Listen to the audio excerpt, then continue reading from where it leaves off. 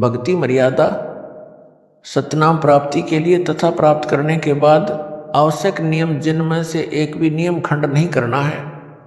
यदि निम्न नियमों का पालन नहीं कर सकते तो सतनाम नाले उपदेश प्राप्त पुण्यात्माएं परमात्मा के मार्ग पर चलती हैं, वह परमात्मा प्राप्ति के लिए यात्रा प्रारंभ करती हैं। यात्री बहुत ही कम सामान लेकर यात्रा करता है, अधिक भार उठाकर यात्रा करना संभव नहीं होता। जो सांसारिक परंपराएं हैं वे व्यर्थ का भार है, जो भक्ति मार्ग में यात्रा करने में बाधक हैं। इसलिए इस भार से मुक्त होने के लिए नियमों का पालन करना अनिवार्य है। नियम नंबर 1, किसी के पैर नहीं छूने और ना ही दूसरे को छूने देना है। यदि अचानक या मना करने पर भी पैर छू लेता है तो उस स्थिति में नामखंड नहीं होता। आपने किसी को बद्दुआ या आशीर्वाद नहीं देना है, ना ही इच्छा करके किसी से आशीर्वाद लेना है। कोई आपके सिर पर आशीर्वाद के लिए हाथ रखे तो आपने मना करना है, फिर भी कोई हाथ रख देता है तो आपका उपदेश सुरक्षित है, परंतु आपने आशीर्वाद व बद्दुआ बिल्कुल नहीं देनी है, क्योंकि आशीर्वाद देने से आपकी भक्ति कमाई क्षीण हो जाती है। जैसे एक पहिए की ट्यूब से दूसरे पहिए की ट्यूब में हवा डालने से आपकी गाड़ी खड़ी हो जाएगी, आपको हानि हो जाएगी। एक उपदेशी बहन ने अपने अनुपदेशी भाई को स्वस्थ होने का आशीर्वाद दे दिया। भाई तो स्वस्थ हो गया, परंतु बहन इतनी अस्वस्थ हुई कि 1 महीना अस्पताल में रही। पुनः उपदेश लिया, अपनी गलती की क्षमा याचना करने पर ही वह स्वस्थ हो पाई। इसलिए सर्वस्य प्रार्थना है कि यह गलती ना करें। इसी प्रकार अन्य नियमों के खंड करने से आपकी राम नाम की गाड़ी में पंचर हो जाएगा, वह भी रुक जाएगी, अर्थात आप जी को हानि होगी। पूर्व समय में सती प्रथा यानी परंपरा थी, जिस किसी का पति मर जाता था तो उसकी स्त्री को भी उसी मृत पति के साथ जिंदा जलाया जाता था, जो एक महाजालिम कर्म था। उस समय के मानव समाज ने उस कुरीति को मजबूरन मानना पड़ता था। किसी महापुरुष ने संघर्ष करके उस सती प्रथा को बंद कराया। समाज के रूढ़िवादी व्यक्तियों ने बहुत विरोध भी किया, परंतु प्रयत्न सफल हुआ तो आज सर्व बहनें सुखी हैं। इसी प्रकार ये सर्व परंपराएं जानो जो मानव समाज पर भार हैं, इनको समाप्त करने से ही भार मुक्त हो सकेंगे तथा भक्ति मार्ग पर आसानी से चल सकेंगे। नियम नंबर 2, टीवी, कंप्यूटर तथा मोबाइल में फिल्म, सीरियल, मैच, कार्टून देखना तथा मोबाइल में वीडियो गेम आदि नहीं खेलना है। नियम नंबर 3, किसी को दान यानी बिना सिला कपड़ा, सीधा आदि नहीं देना है, ना ही किसी धार्मिक स्थल यानी मंदिर मंडी के लिए पैसे देने हैं और ना ही उनके किसी भंडारे में जाना है। जैसे धर्मशाला गली पक्की करने, कुआं तथा तालाब यानी जोहड़ की खुदाई, खेतों के साजले, नाले की खुदाई तथा अन्य इसी प्रकार के सामूहिक सामाजिक कार्यों के लिए पैसे दे सकते हैं। नियम नंबर 4, माथे पर तिलक ना लगाना है और ना ही लगवाना है। भात में पटड़े पर नहीं चढ़ना है। गले में माला नहीं डलवानी है और ना ही डालनी है, और ना ही किसी की झोली में पैसे डालने या लेने हैं। यदि दोनों पक्ष उपदेशी हैं तो विवाह केवल असुर निकंदन रमणी करके साधारण विधि से करना है तथा भात परंपरा को समाप्त करना है। नियम नंबर 5, कोई त्योहार, जागरण, मुंडन, धार्मिक अनुष्ठान, जन्मदिन, छठी आदि नहीं मनाना है, ना ही उसमें जाना व सहयोग करना है। नियम नंबर 6, किसी को दुआ या बद्दुआ नहीं देनी है। नियम नंबर 7, किसी को good morning, good afternoon, good evening, good night आदि शब्द नहीं बोलने हैं। यदि कोई बोलता है तो उसे समय अनुसार केवल morning morning, evening evening, afternoon व नाइट नाइट 2-2 बार बोल दें। नियम number 8, happy birthday, happy new year तथा गुड बाय आदि शब्द नहीं बोलने हैं। यदि कोई आपसे बोलता है तो उसे धन्यवाद या थैंक यू बोल दें। नियम नंबर 9, सिखों को छोड़कर संत बाबा रूप में दाढ़ी ना हो। नियम नंबर 10, बहनों ने नेल पॉलिश और लिपस्टिक नहीं लगानी है। नियम नंबर 11, परफ्यूम तथा सेंट आदि नहीं लगाना है। नियम नंबर 12, विवाहित बहनें केवल सिंदूर या बिंदी में से एक चीज लगा सकती हैं। नियम नंबर 13, किसी अनुपदेशी का जूठा नहीं खाना है। नियम नंबर 14, हाथों पर मेहंदी नहीं लगानी है, किसी बीमारी के कारण लगा सकते हैं। हाथों में मेहंदी लगाने से नामखंड होता है। सिर यानी बालों में रंग काली मेहंदी या डाई नहीं लगानी है। नियम नंबर 15, शादी में जाते हैं तो सगुनवार फेरी मुंह दिखाई पर पैसे नहीं देने हैं। विदाई के समय घर में नारियल नहीं फोड़ना है। कन्या विदाई के समय गाड़ी पर पानी डालना या शगुन के लिए धक्का लगाना अर्थात शगुन करना मना है। नियम नंबर 16, किसी को किसी भी अवसर पर गिफ्ट देना मना है। अगर कोई गिफ्ट दे तो कोशिश करनी है ना लो। अगर कोई पीछे से रख जाए या डाक या कोरियर द्वारा भेजे तो उसको रख ले, उनके उपलक्ष्य में कुछ रुपए दान आश्रम में कर दें।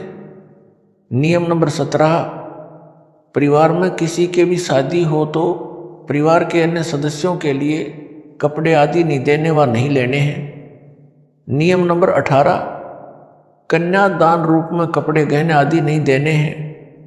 रुपए भी इस उपलक्ष्य में देने हैं कि आपने वहाँ खाना खाया है, और बहन के घर जाते हैं तो इसी उद्देश्य से पैसे दे सकते हैं कि आपने वहाँ खाना खाया है या चाय आदि पी है।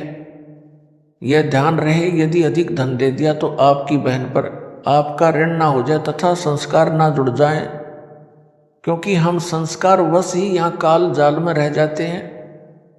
यदि आप पैसा देना चाहें और बहन ना लेवे तो दोनों ही भार मुक्त हो जाते हैं। यदि बहन बुआ जी आदि उपदेशी हैं तो उनको चाहिए कि वह पैसा रुपए कपड़ा आभूषण कदापि ना लें। प्यार से कहें कि आपने कह दिया, हमने मान लिया। नियम नंबर 19, स्कूल में गायत्री मंत्र बोलते समय ओम शब्द नहीं बोलना है, क्योंकि जिसे गायत्री मंत्र कहते हैं यह यजुर्वेद के अध्याय 36 का मंत्र नंबर 3 है। मूल पाठ में ओम मंत्र नहीं है। वेद परमात्मा की अनूठी देन है। इसमें वृद्धि या कटौती करना परमात्मा का अपमान है। लाभ के स्थान पर हानि ही होती है, इसलिए इस मंत्र के साथ ओम नहीं बोलना है। यजुर्वेद के अध्याय 36 मंत्र 3 अर्थात कथित गायत्री मंत्र मात्र परमात्मा की महिमा का एक मंत्र है। इसे पढ़ने से परमात्मा के गुणों का ज्ञान होता है। जैसे बिजली की महिमा कहीं लिखी हो, उसको कविता बनाकर गाते रहने से बिजली के गुणों का ज्ञान तो होता है, परंतु बिजली का लाभ नहीं मिल सकता। लाभ तो बिजली का कनेक्शन लेने से ही मिलेगा। इसी प्रकार यजुर्वेद अध्याय 36 मंत्र 3, जिसको गायत्री मंत्र बताकर जाप करने को कहते हैं, वह व्यर्थ है, क्योंकि यह मंत्र तो परमात्मा की महिमा का ज्ञान कराता है, परमेश्वर के गुणों अर्थात लाभ को बताता है। वह लाभ अधिकारी संत से सत्य नाम व सार नाम की दीक्षा प्राप्त करके अर्थात कनेक्शन लेकर ही प्राप्त हो सकते हैं। यजुर्वेद अध्याय 36 मंत्र 3 अर्थात गायत्री मंत्र की आवृत्ति करने से नहीं। फिर भी कोई अज्ञानी व्यक्ति विद्यार्थियों को विवश करे तो ओम शब्द का उच्चारण न करे, केवल गायत्री मंत्र का भूर्भुवः स्वः से ही उच्चारण प्रारंभ करें। ओम एक अक्षर को न लगाएं। अध्यापकों को चाहिए कि यजुर्वेद अध्याय 36 मंत्र 3 की अपेक्षा संत गरीबदास जी महाराज की वाणी से मंगलाचरण विद्यार्थियों से बुलाएं। गायत्री मंत्र से कई गुना लाभ होता है, परंतु सत्य नाम तथा सार नाम बिना सब व्यर्थ है। नियम नंबर 20, मुर्दे के अंतिम संस्कार में लकड़ी डाल सकते हैं, कंधे पर या अन्य साधन द्वारा शव को ले जा सकते हैं। नंबर 21, मुर्दे पर एक से अधिक कफन नहीं डालना है। यदि आपसे पहले किसी ने कफन डाल रखा है तो आपने कफन नहीं डालना है, क्योंकि कफन केवल एक ही होता है। अगर पहले कफन डाल रखा है फिर किसी ने एक से ज़्यादा कफन डाला है तो नामखंड होता है। नियम नंबर 22, शादी में खाना खा सकते हैं, यह मानकर पैसे दे सकते हैं कि आपने यहाँ भोजन खाया है। नियम नंबर 23, यदि दोनों पक्ष उपदेशी हैं तो पीलिया देना, छूछक देना बंद करना है। एक पक्ष अनुपदेशी है तो केवल दो दो जोड़ी कपड़े केवल जच्चा व बच्चे के देने हैं। नियम नंबर 24, नौकरी पर ऑफिस में जब कोई रिटायर होता है तो ऑफिस में सभी आपस में पैसे इकट्ठे करके उसे गिफ्ट तथा पार्टी देते हैं। ऐसा कर सकते हैं, यानी इसमें थोड़ा बहुत दे सकते हैं, लेकिन उपदेशी ने कतई नहीं लेना है। नियम नंबर 25, घर में जब बहन आती है तो उसे कपड़े व पैसे नहीं देने हैं। अगर बहन या बेटी अनुपदेशी है तो बहुत कम 1 या 2 जोड़ी कपड़े दे सकते हैं। बच्चों के लिए खाने पीने का सामान दे सकते हैं और अगर जब बहन के घर जाते हैं तो साथ में बच्चों के लिए फल, मिठाई आदि लेके जा सकते हैं। नियम नंबर 26, स्कूल में विदाई पार्टी के समय बच्चे पैसे दे सकते हैं। नियम नंबर 27, यदि गौशाला की कमेटी रजिस्टर है तो रुपए दे सकते हैं, यदि रजिस्टर नहीं है तो चारा आदि दे सकते हैं। नियम नंबर 28, शादी की मिठाई कोई घर में लेकर आए तो और कुछ शादी के नाम के कारण के साथ मिठाई लाते हैं तो हृदय से मना करें, फिर भी कोई रख जाए तो खा सकते हैं। उसके बदले में कुछ रुपए आश्रम में दान कर दे, आप पर भार नहीं रहेगा। उपदेशी भक्त ने समाज में किसी के विवाह में भी भोजन खा रखा है, उसके लिए विवाह के दिन से कुछ दिन बाद मिठाई व भोजन करवा सकते हैं। यह छूट केवल एक बार है, आगे से विवाह में मिठाई बनाने की परंपरा बंद है, सामान्य भोजन बनाएं। नियम नंबर 29, भगत भाई आपस में उधार सामान एक दूसरे से ले सकते हैं और अगर आपस में एक दूसरे के घर आते जाते हैं तो बच्चों के लिए खाने पीने का सामान ले जा सकते हैं। नियम नंबर 30, भाई या बहन की आर्थिक स्थिति कमजोर हो तो आर्थिक या अन्य मदद उधार रूप में कर सकते हैं। बहन को चाहिए कि उस पैसे को लौटाए जिससे उस पर भार नहीं बनेगा। यदि बहन या भाई धन लौटाने में असमर्थ है तो भाई कभी बहन पर तथा बहन भाई पर पैसे लौटाने का दबाव न बनाए। नियम नंबर 31, लड़की की शादी में माता पिता अपनी लड़की को 4 जोड़ी कपड़े दे सकते हैं, पैसे नहीं। अगर लड़के की शादी में लड़की वाले बगैर नाम वाले हैं और वो अगर ज़बरदस्ती अपनी लड़की को कुछ देना चाहे तो इसी प्रकार लड़की की शादी में लड़के वाले अनुपदेशी कुछ मांग करें तो स्पष्ट मना कर दें, बिल्कुल नहीं लेना देना है। नियम नंबर 32, जिन लड़कियों का विवाह होता है वे जिन कपड़ों को पहनकर विवाह मंडप अर्थात रमैणी में बैठे उन्हीं कपड़ों में अपनी ससुराल जाएं, अन्य पोशाक न बदलें। किन्हीं परिस्थितियों में बदलनी पड़े, यानी जैसे मिट्टी लग जाए, गीली हो जाए या अन्य कारण से खराब हो जाए तो बदल सकते हैं, अन्यथा नहीं। सुनने में आया है कि कुछ बहनें रमैणी में विवाह के समय सामान्य पोशाक पहनती हैं, बाद में तड़क भड़क वाली पोशाक पहनकर ससुराल जाती हैं। वह मर्यादा के विरुद्ध है।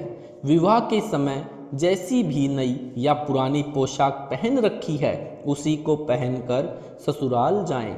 अन्य या उपरोक्त परिस्थितियों में पोशाक बदली जा सकती है। नियम नंबर 33, आपके द्वार पर कोई भिक्षुक आता है या कहीं बाजार में आपसे कोई भिक्षा मांगता है तो उसे पैसे न दें, खाना खिला दें।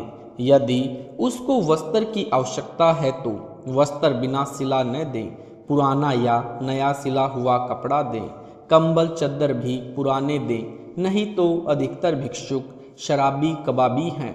नए कपड़ों को बेचकर शराब आदि नशीली वस्तुओं का प्रयोग करते हैं वह दोष दान करने वाले को भी लगेगा। एक श्रद्धालु ने कहा कि यह अच्छा सा नहीं लगता, भिक्षुक को रुपए न दे, आत्मा नहीं मानती। उसके लिए उत्तर तथा एक उदाहरण यह है कि एक भद्र पुरुष ने एक भिखारी को 100 रुपये की भिक्षा दे दी।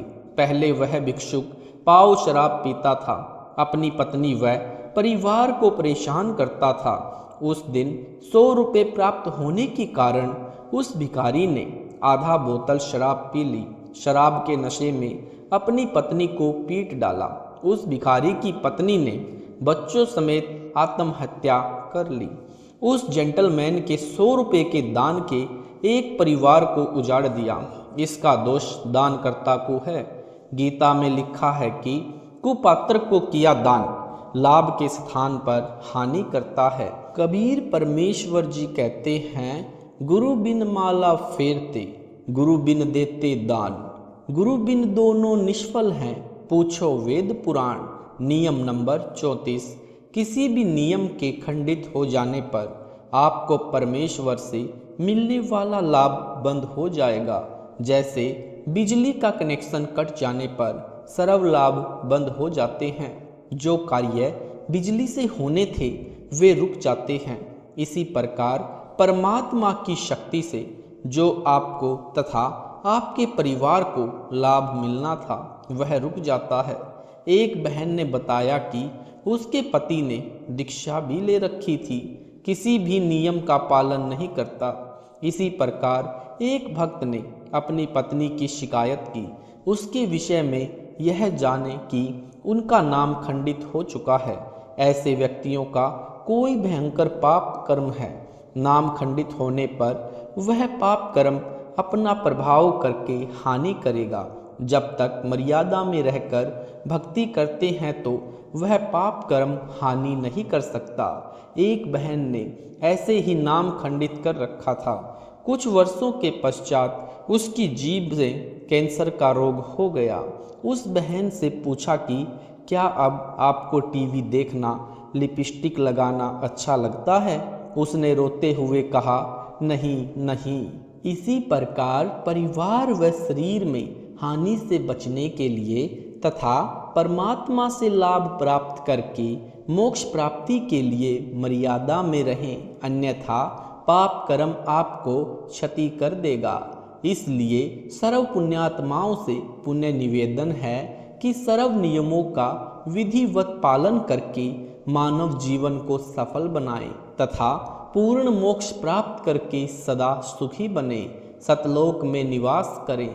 जो विद्यार्थी शिक्षा समय में मौज मस्ती करते हैं वे शिक्षा से वंचित रह जाते हैं, आजीवन कष्ट उठाते हैं।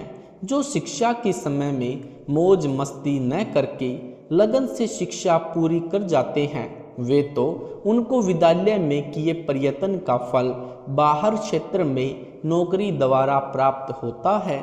इसी प्रकार सर्व मानव परमात्मा प्राप्ति के विद्यालय में विद्यार्थी यानी भक्त हैं। जो भक्त मौज मस्ती करते हैं, भक्ति तथा नियमों का पालन न करके अन्य प्राणियों के शरीरों में घोर कष्ट उठाएंगे। जो लगन के साथ मर्यादा में रहकर परमेश्वर कबीर जी की भक्ति साधना जगत गुरु संत रामपाल जी महाराज से प्राप्त करके आजीवन करते रहेंगे, उनको सत्यलोक में सर्व सुविधाएं प्राप्त होंगी। वहाँ वृद्ध अवस्था नहीं है, मृत्यु भी नहीं होती। ऐसा ही जीवन है। नर नारी व परिवार हैं, वह कभी मृत्यु को प्राप्त नहीं होता। इसलिए सत्य भक्ति करके अपना जीवन सफल बनाएं। जिस सत्य भक्ति से आपको यहाँ भी सर्व आवश्यक सुख सुविधाएं प्राप्त होंगी तथा पूर्ण मोक्ष भी मिलेगा। विशेष छूट समाज में स्थान बनाने के लिए विशेष छूट दी जाती है।